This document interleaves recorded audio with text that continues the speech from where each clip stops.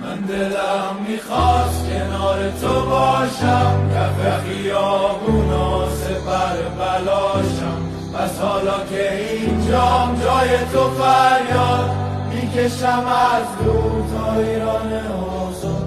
تو همش به میگفتی برو رهاشی، نمیدونستی اون که رفت رها نیست. هر کی پر کشیده هر جای دنیا، دلش همیشه مونده پشت مرزا. بس حالا که دورم به جای حضورم، بذار تا بشنه همه رالم صدای ایرانو، صدای ایرانو.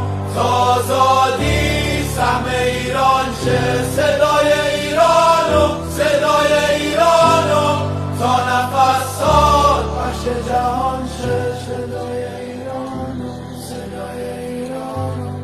تا آزادی سهم